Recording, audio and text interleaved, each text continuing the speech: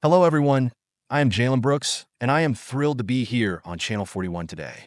We'll be diving into a topic that resonates with many professionals today: balancing ambition and burnout. How can we stay driven without overworking ourselves, right? It's a real tightrope walk for many of us. So, Jack, what are your initial thoughts on this? What's the first thing that springs to mind when you hear burnout? When I think about burnout, the first thing that comes to mind is the feeling of exhaustion that extends beyond just physical tiredness. It's that mental and emotional drain where your creativity and motivation seem to vanish. Actually, in a professional context, it is crucial to set boundaries and recognize the signs early. Regularly assessing our workload and prioritizing tasks can help maintain a balance. I think a practical approach is to focus on sustainable productivity rather than constant high output. This way, we ensure our ambition does not lead us down the path of burnout, which can be quite detrimental to our well-being and performance. I find that Jack's point about sustainable productivity really resonates with me. In my experience, setting clear boundaries and being mindful about our work habits are essential in preventing burnout. It is like creating a buffer that allows us to stay ambitious while preserving our well-being. I have seen colleagues benefit from incorporating mindfulness practices and regular breaks to reset and recharge. Another strategy is to ensure open communication within teams about workloads and expectations. This way, we can support each other's ambitions while maintaining a healthy work-life balance. It is all about finding that equilibrium. Nia, that's a brilliant point about open communication. It's like having a safety net.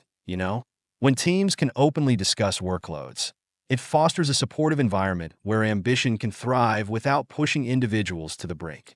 Jack, building on this idea of sustainable productivity and open communication, how can organizations create a culture that truly values this balance?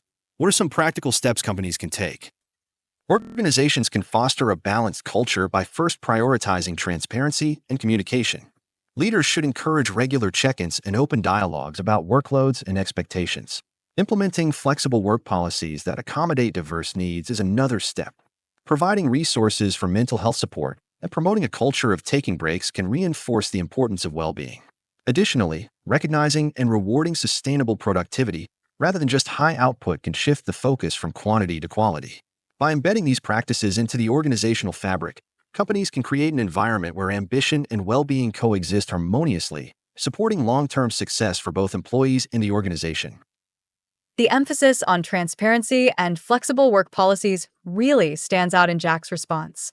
By creating an environment where employees feel supported and understood, organizations can significantly reduce the risk of burnout. It is also important to consider the role of leadership in modeling these values.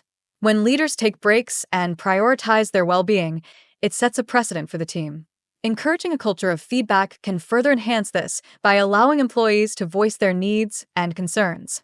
This approach not only helps in managing burnout, but also builds a more resilient and engaged workforce, ultimately contributing to the organization's overall success.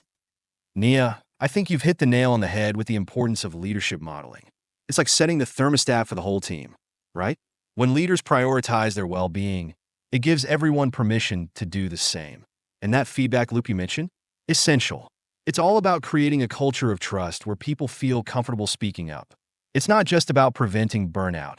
It's about fostering a thriving workforce. The analogy of setting the thermostat is a great way to look at the influence of leadership on a team's culture. When this kind of environment is cultivated, it is not just about maintaining balance, but also about nurturing innovation and engagement. A culture of trust really empowers individuals to contribute their best work. When employees feel valued and heard, it fosters loyalty and creativity, which are essential ingredients for a thriving workplace.